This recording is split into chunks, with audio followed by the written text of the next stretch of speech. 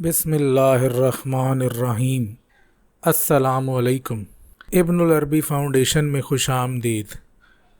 اپنی کل کی پوسٹ میں ہم نے علامہ محمد اقبال کا وہ خط شیئر کیا جو آپ نے پیر مہر علی شاہ صاحب کو لکھا، اور اس خط میں آپ کا مدعا یہ تھا کہ آپ شیخ اکبر کے حوالے سے حقیقت زمان کی بات سمجھنا چاہتے تھے۔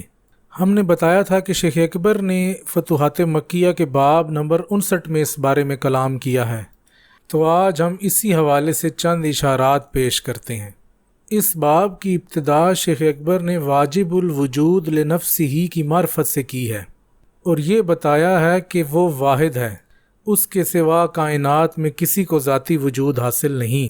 اب اس کے سوا کائنات کا ہر معاملہ غیر وجودی ہے، وہ ممکن ہے، متوہم ہے۔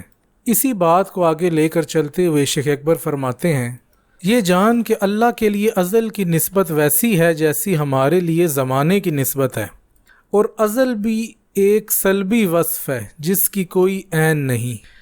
اسی طرح ممکن کے لیے زمان ایک متوہم موجود والی نسبت ہے، لہٰذا زمانہ ایک متوہم معاملہ ہے، وجودی نہیں۔ یہاں شیخ اکبر نے یہ بتا رہے ہیں کہ جیسے ازل اللہ تعالیٰ کے لیے ایک سلبی وصف ہے یا جس کا کوئی وجود نہیں، اسی طرح زمانہ مخلوقات کے لیے ایک سلبی وصف ہے، متوہم معاملہ ہے، اس کا کوئی وجود نہیں۔ اس کے لیے آگے تفصیل یوں فرماتے ہیں، حدیث میں سوالی کے اس قول کا اس بات ہے کہ ہمارا رب تخلیق کائنات سے پہلے کہاں تھا۔ فرماتے ہیں اگر زمانہ حقیقت میں کوئی وجودی معاملہ ہوتا تو حق کا قید سے منزہ ہونا درست نہ ہوتا، کیونکہ پھر اسے زمانہ قید کرتا۔ پس ہمیں پتہ چلا کہ زمانہ کوئی وجودی معاملہ نہیں۔ اس کے بعد آپ لفظ زمان کے مدلول اور معقول پر بات کرتے ہیں۔ فرماتے ہیں بے شک لوگ لفظ زمان کے معقول اور مدلول میں اختلاف رکھتے ہیں، اہل عقل اسے مختلف امور میں ذکر کرتے ہیں۔ ان میں سے اکثر کا یہ کہنا ہے کہ زمانہ وہ متوہم مدت ہے جسے افلاک کی حرکات سے ناپا جاتا ہے۔ متکلمین کہتے ہیں یہ کوئی اور معاملہ ہے، یہ کسی حادث کا کسی دوسرے حادث سے موازنہ ہے جس کا سوال کب سے کیا جاتا ہے، اور عربوں کے نزدیک لفظ زمان کا اطلاق دن اور رات پر ہے، اور اس باب میں ہمارا بھی یہی مطلوب ہے۔ یہاں پر شیخ اکبر نے زمانے کی تعریف مختلف گروہوں کے ہاں کی ہے کہ اہل عقل اسے کیا کہتے ہیں، متکلمین اسے کیا کہتے ہیں، اور عرب زمانے سے کیا مراد لیتے ہیں۔ اس کے بعد شیخ اکبر عربوں کے نزدیک لفظ زمان کے اطلاق کو آگے لے کر چلے ہیں۔ اس بارے میں فرماتے ہیں رات اور دن یوم کے دو حصے ہیں، سورج کے طلوع ہونے سے لے کر غروب ہونے تک کا وقت دن کہلاتا ہے، جبکہ غروب سے لے کر دوبارہ طلوع ہونے تک کا وقت رات کہلاتا ہے، اور یہ دونوں حصے یوم یا روز ہے۔ فرماتے ہیں پھر اس یوم نے بڑی حرکت کے وجود کو ظاہر کیا، اور وجود عینی میں صرف متحرک وجود ہی ہے، کچھ اور نہیں، لیکن یہ متحرک وجود زمانے کا عین نہیں۔ اس کا حاصل وصول یہ ہے کہ زمانہ ایک متوہم معاملہ ہے جس کی کوئی حقیقت نہیں۔ آگے فرماتے ہیں جب یہ طے ہو گیا تو ایک معقول اور مقدر یوم ہی وہ شے ہے جسے موجود زمان سے تعبیر کیا جاتا ہے۔ اسی یوم سے ہفتوں، مہینوں، سالوں، صدیوں کا ظہور ہے، انہیں ایام کہا جاتا ہے، اور زمانے کی مقدار اسی چھوٹے اور معمول کے یوم سے ناپی جاتی ہے جسے رات اور دن تقسیم کرتے ہیں۔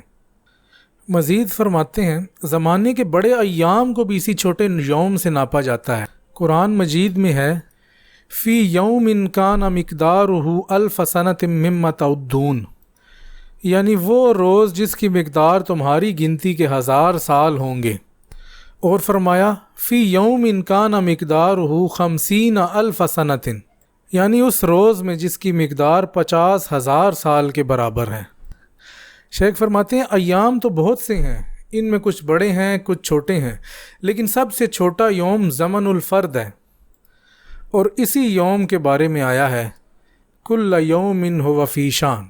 حق سبحانہ نے زمن الفرد کو بھی یوم کہا کیونکہ اسی سے شان جنم لیتی ہے، اور یہ وقت کا سب سے چھوٹا اور قلیل دورانیہ ہے، جبکہ وقت کے بڑے دورانیے کی کوئی انتہا نہیں کہ جس کا ادراک کیا جا سکے، اور ان دونوں دورانیوں کے مابین درمیانی ایام ہیں۔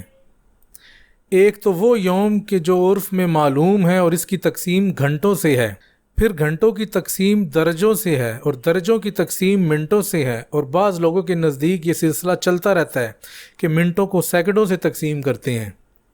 شیخ فرماتے ہیں جب وقت میں عدد کا حکم داخل ہو گیا تو اب اس میں عدد کا ہی حکم ہے، اور عدد لامتناہی ہے، لہٰذا اس کی تفصیل بھی لامتناہی ہے۔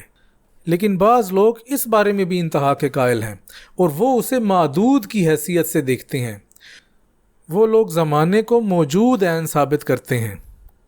اب جو چیز وجود میں داخل ہو جائے تو وہ بلا شک و شبہ متناہی ہے۔ لیکن ان کا مخالف کہتا ہے کہ گنتی کی حیثیت میں معدود وجود میں داخل نہیں، اور نہ ہی اس کی کوئی انتہا ہے، کیونکہ عدد کی کوئی انتہا نہیں۔ تو اس پوری پوسٹ کا خلاصہ اور لب لباب یہ ہے کہ جیسے حق سبحانہ کے لیے ازل کی نسبت ہے، ویسے ہی مخلوق کے لیے زمانے کی نسبت ہے، اور جیسے ازل ایک سلبی وصف اور متوہم معاملہ ہے، ویسے ہی زمانہ بھی ایک سلبی وصف اور متوہم معاملہ ہے۔ اور حق تعالیٰ زمانے کی قید میں نہیں، کیونکہ اگر وہ زمانے کی قید میں ہوتا تو پھر اس کی تنزیہ درست نہ ہوتی۔ اس کے بعد شیخ نے زمانے کی مختلف تعریفات بتائی ہیں، اور عربوں کے نزدیک زمانہ دن اور رات ہے۔ اسی دن اور رات سے بننے والے یوم سے ہفتوں، مہینوں، سالوں اور صدیوں کا ظہور ہے۔ انہیں ایام کہا جاتا ہے۔ پھر ایام کی بھی تقسیم ہے، کچھ چھوٹے یوم ہیں، کچھ بڑے یوم ہیں، اور ان ایام کو اس چھوٹے یوم سے ناپا جاتا ہے کہ جو رات اور دن سے بنتا ہے۔ ایام کا سب سے چھوٹا یوم زمن الفرد ہے۔ یہ زمانے کی وہ سب سے قلیل مدت ہے جس کو ناپا جا سکے، اور اسی یوم کے بارے میں اللہ تعالیٰ فرماتا ہے کل یوم ہو فی شان۔ امید کرتے ہیں کہ اس پوسٹ سے شیخ اکبر کے نزدیک زمان کا ایک عمومی تصور سمجھ میں آ گیا ہوگا۔ اللہ تعالیٰ سے دعا ہے کہ وہ ہمیں شیخ اکبر کے علوم کو درست طریقے سے پڑھنے والا، سننے والا، سمجھنے والا بنائے۔ آمین یا رب العالمین۔